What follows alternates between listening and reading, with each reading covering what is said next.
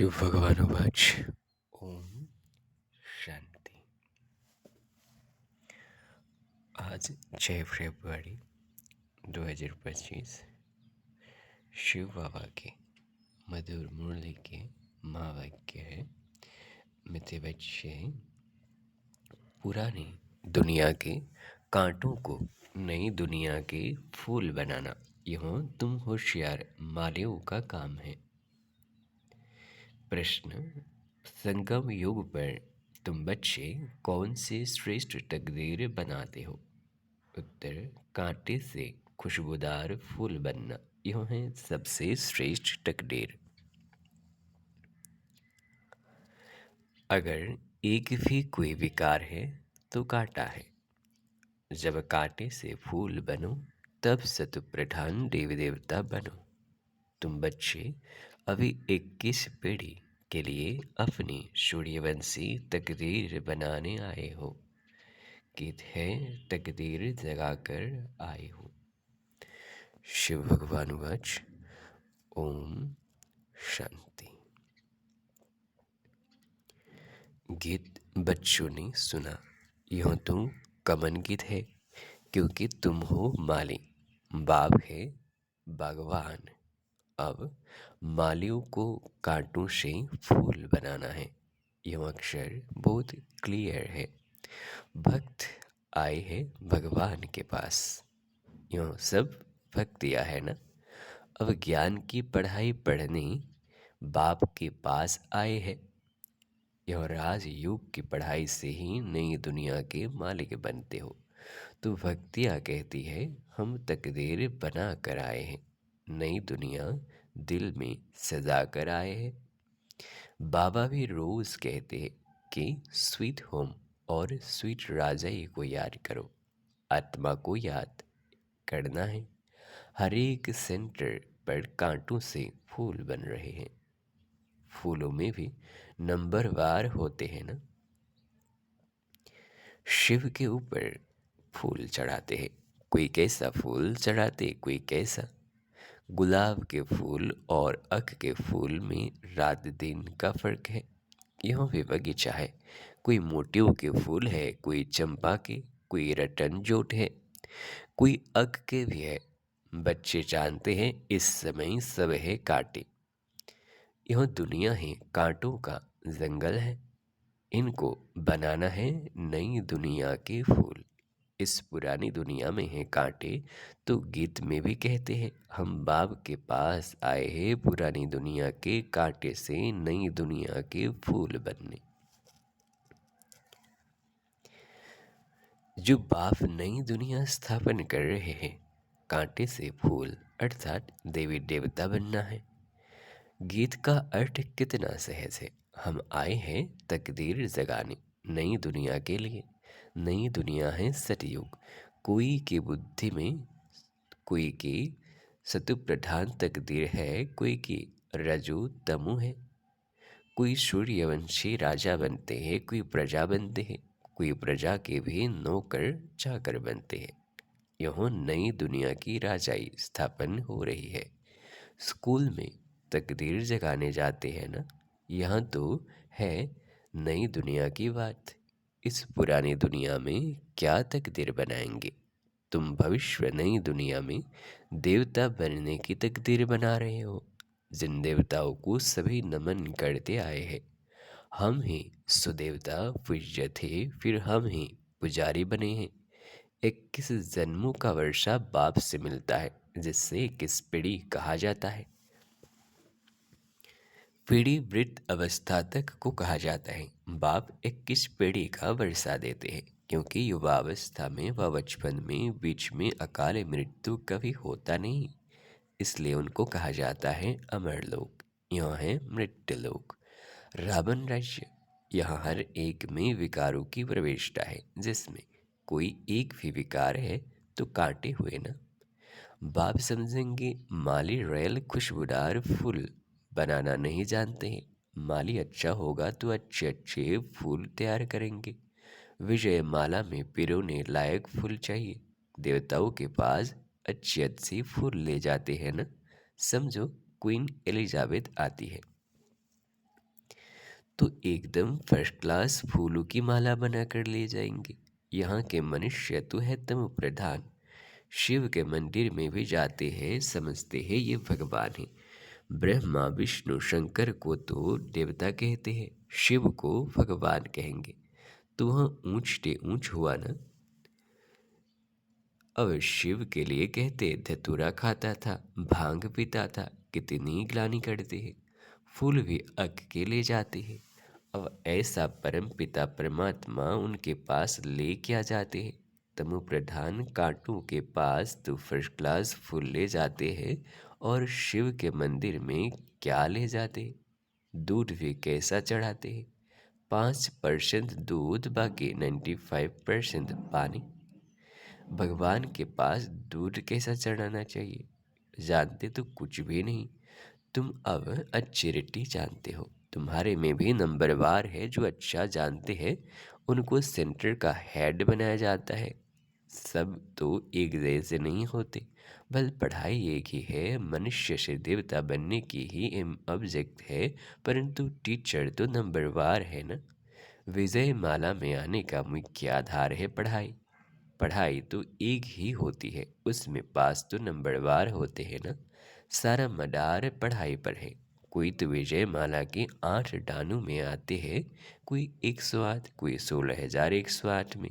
चिजरा बनाते हैं ना, जैसे झाड़ का भी चिजरा निकलता है। पहले पहले एक पत्ता, 2 पत्ते, फिर बढ़ते जाते हैं।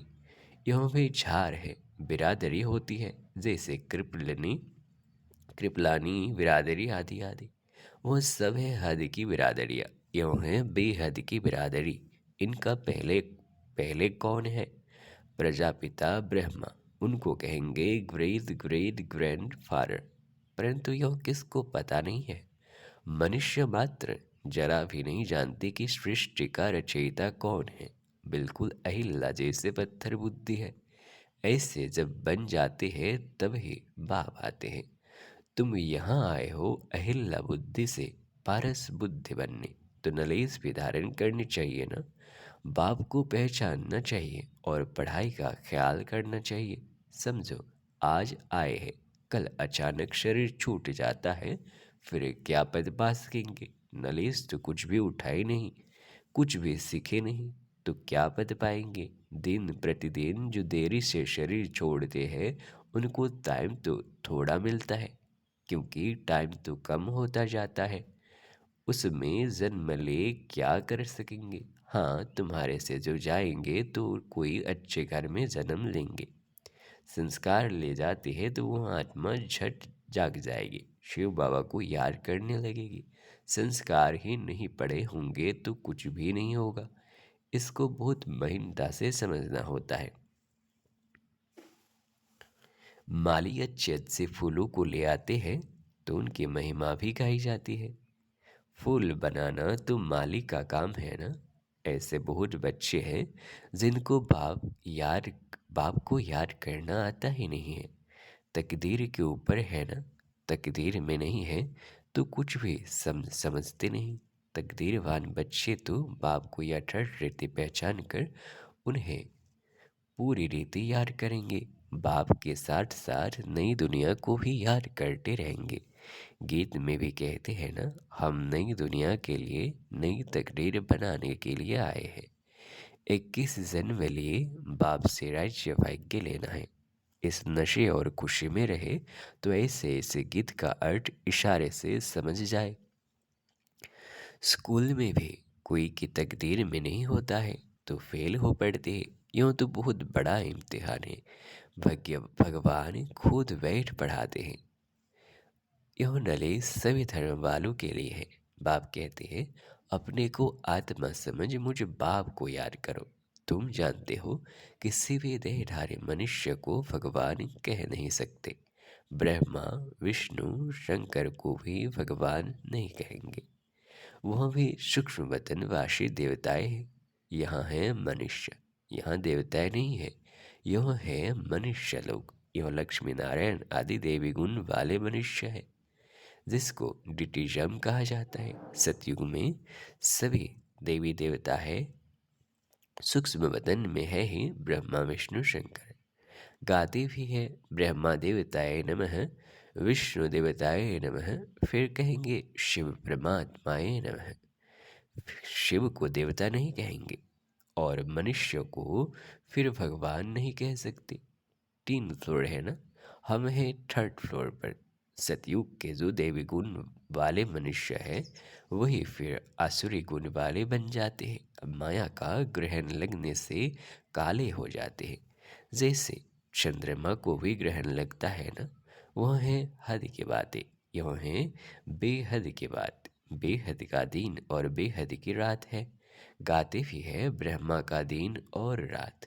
तुमको अभी बाप से ही पढ़ना है, बाकी सब कुछ भूल जाना है। बाप द्वारा पढ़ने से तुम नई दुनिया के मालिक बनते हो। यह सच्ची सच्ची गीता पाठशाला है। पाठशाला में हमेशा नहीं रहते। मनुष्य समझते हैं भक्ति मार्ग भगवान से मिलने का मार्ग है। जितना बहुत भक्ति करेंगे तो भगवान राजी होगा और हम आकर वो फल देगा। यह सब बातें तुम ही अब समझते हो। भगवान एक है जो फल अभी दे रहे हैं। जो पहले पहले सूर्यवंशी पूज्य थे उन्होंने ही सबसे जास्ती भक्ति की है, वही यहाँ आएंगे। तुमने ही पहले पहले शिव बाबा की अव्यभिचारी भक्ति की है, तो जरूर तुम ही पहले पहले भक्त ठहरे। फिर गिरते गिरते तुम प्रधान बन जाते हो। आधा कल्प तुमने भक्ति की है, इसलिए तुमको ही पहले ज्ञान देते हैं। तुम्हारे में भी नंबरवार है। तुम्हारी इस पढ़ाई में यह बहाना नहीं चल सकता कि हम दूर रहते हैं इसलिए रोज नहीं पढ़ सकते। कोई कहते हैं हम 10 माइल दूर रहते हैं। अरे, बाबा की याद में तुम 10 माइल भी पैदल करके जाओ तो कभी थकावट नहीं होगी। कितना बड़ा खजाना लेने जाते हो। तीर्थ पर मनुष्य दर्शन करने के लिए पैदल जाते हैं, कितना धक्का खाते हैं। यह तो एक ही शहर की बात है। बाप कहते हैं मैं इतना दूर से आया हूँ। तुम कहते हो घर 5 माइल दूर है। वाह, खजाना लेने के लिए तो दौड़ते आना चाहिए। अमरनाथ पर सिर्फ दर्शन करने के लिए कहाँ कहाँ से जाते हैं। यहाँ तो अमरनाथ बाबा स्वयं पढ़ाने आए हैं। तुमको विश्व का मालिक बनाने आया हूँ। तुम बहाना करते रहते हो। सवेरे अमृत वेले तो कोई भी आ सकते हैं। उस समय कोई डर नहीं है। कोई तुमको लूटेंगे भी नहीं। अगर कोई चीज़ जेवर आदि होंगे तो छीनेंगे। चोरों को चाहिए ही धन पदार्थ, परंतु किसकी तकदीर में नहीं है तो फिर बहाने बहुत बनाते हैं। पढ़ते नहीं तो अपना पद गवाते हैं। बाप आते भी भारत में हैं, भारत को ही स्वर्ग बनाते हैं।